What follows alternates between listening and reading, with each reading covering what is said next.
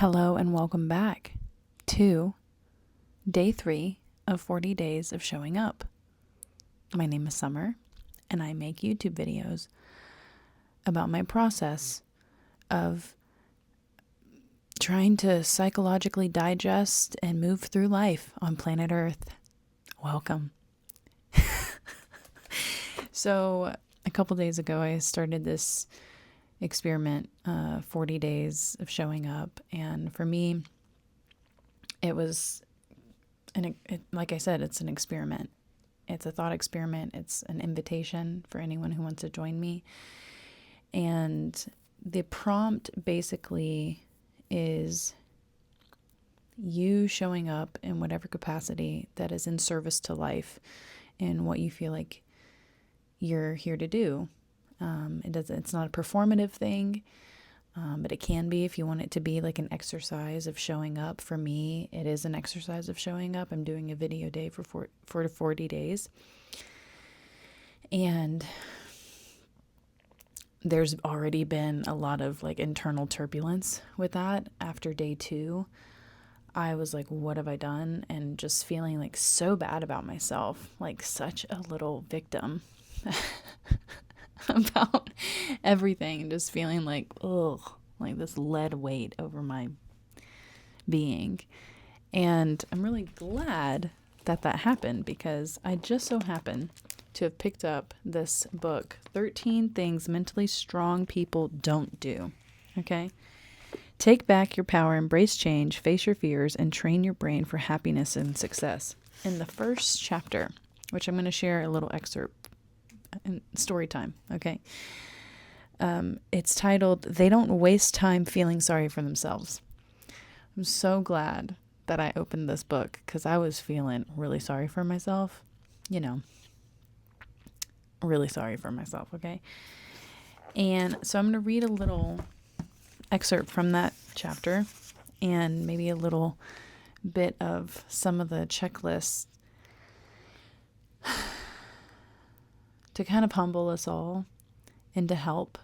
Because the whole point, right, what sparked this whole experiment is me deciding what would my life be like and how would I move through the world if I no longer accept the narrative of these internal dialogues, these scripts, these old, outdated mechanisms that are not serving life, that are not helping me serve life, that are not helping me move forward in a positive way, that just keep me feeling sorry for myself, bad about myself, thinking that, less than thinking that I am less than who I am, which doesn't help anyone. Only the dark forces does it help, because it just keeps me from showing up in service to life. Have I said that? Am I redundant? Am I clear? Like, this is the why behind it all. To hold these thoughts captive and say, you know what? Not today. I'm not listening to this shit today. None of the negative self-talk, all this self-deprecating bullshit, self-pity, not today. Okay, so with that, I'm going to read this little bit to you, and I hope you enjoy it, because I did. It starts with a quote. Self-pity is easily the most destructive of the non-pharmaceutical narcotics. It is addictive, gives momentary pleasure, and separates the victim from reality. John Gardner. During the weeks that followed Jack's accident, his mother couldn't stop talking about the horrible incident. Every day she recounted the story about how both of Jack's legs were broken when he was hit by a school bus. She felt guilty that she wasn't there to protect him, and seeing him in a wheelchair for several weeks was almost more than she could bear. Although doctors had predicted a complete recovery, she repeatedly warned Jack that his legs may never fully heal. She wanted him to be aware that he may not be able to play soccer or run around like the other kids ever again, just in case there was a problem. Although his doctors had medically cleared him to return to school, his parents decided that Jack's mother would quit her job and homeschool him for the remainder of the year. They felt that seeing and hearing school buses each day might trigger too many bad memories. They also wanted to spare him from having to watch idly from his wheelchair as his friends played at recess. Bubble boy! They hoped that staying home would help Jack heal faster, both emotionally and physically. Isolation never helps. Jack usually completed his homeschool work in the mornings, and he spent his afternoons and evenings watching TV and playing video games. Within a few weeks, his parents noticed that his mood seemed to change. A normally upbeat and happy child, Jack became irritable and sad. His parents grew... Sounds like me! His parents grew concerned that the accident may have traumatized him even more than they had imagined. They pursued therapy in hopes it could help Jack deal with his emotional scars. Jack's parents... There's so many effed up things in this. Anyways, Jack's parents took him to a well-known therapist with expertise in childhood trauma. The therapist had received the referral from Jack's pediatrician, so she knew a little bit about Jack's experience prior to meeting him. When Jack's mother wheeled him into the therapist's office, Jack stared silently at the floor. His mother began by saying, "We're having such a hard time since this terrible accident.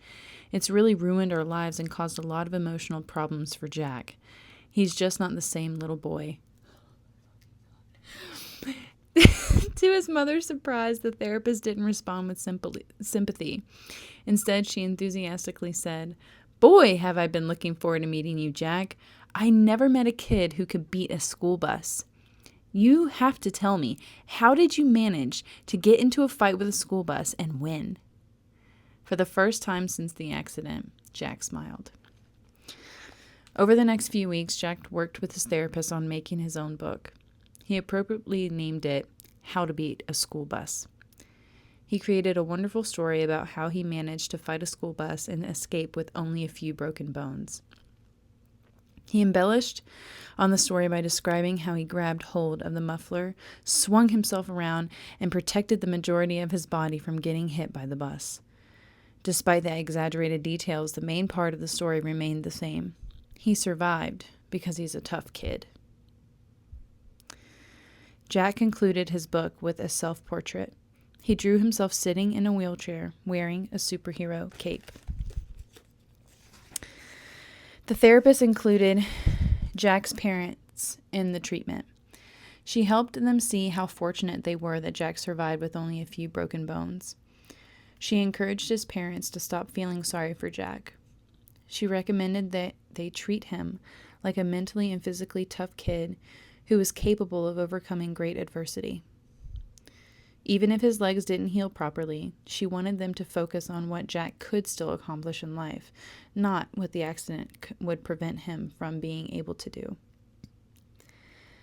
The therapist and Jack's parents worked with the school faculty and staff to prepare for Jack's return to school. In addition to the special accommodations he needs because he was still in a wheelchair, they wanted to ensure that the other students and teachers didn't pity Jack. They arranged for Jack to share his book with his classmates so that he could tell them how he beat the school bus and show them that there was no reason to feel sorry for him.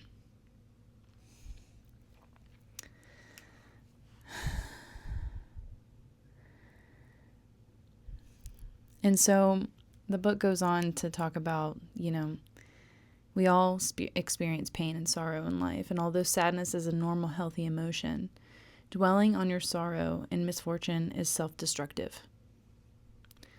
Do you respond positively to any of the points below? You tend to think your problems are worse than anyone else's. If it weren't for bad luck, you're pretty sure you'd have none at all. Problems seem to add up for you at a much faster rate than anyone else. You're fairly certain that no one else truly understands how hard your life really is.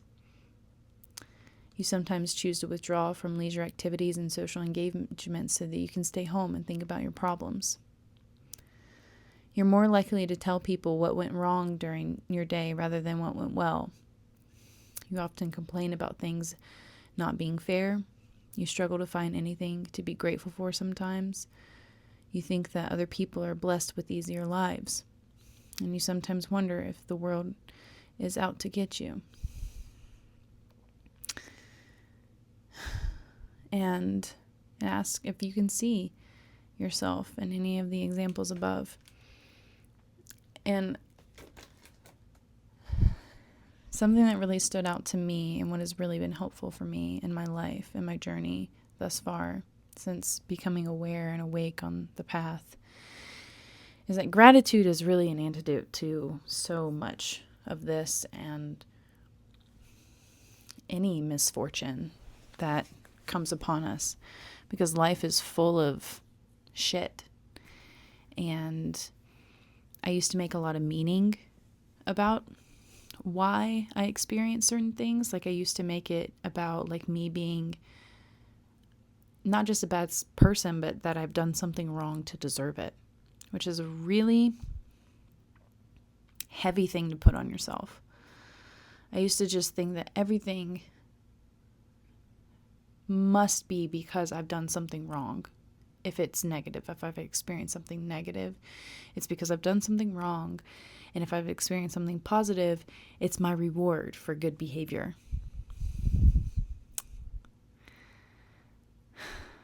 And what a straitjacket to put yourself in if you think like that, you know? And so,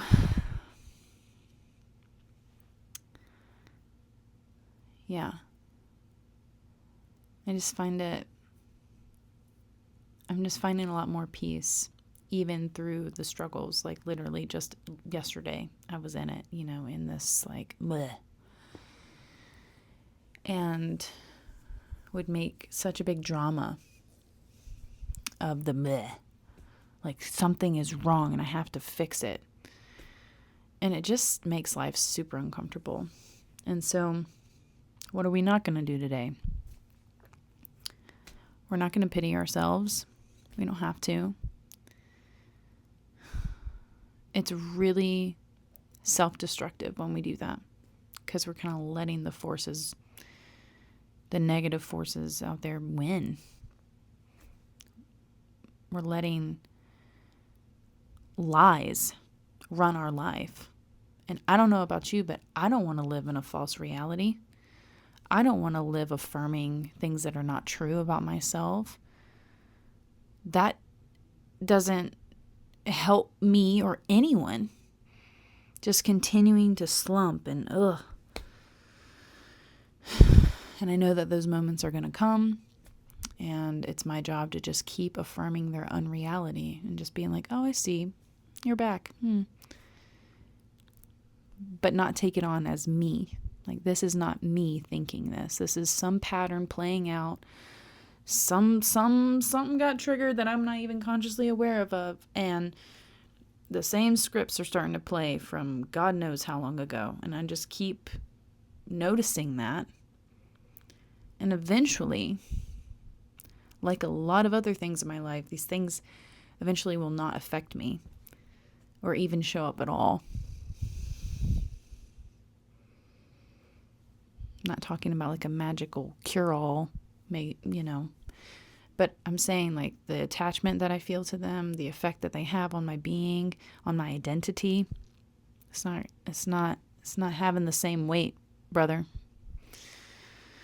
sister, friend.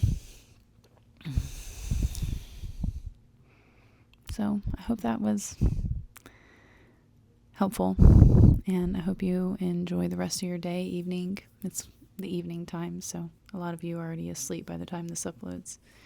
And I will see you here tomorrow for day 4.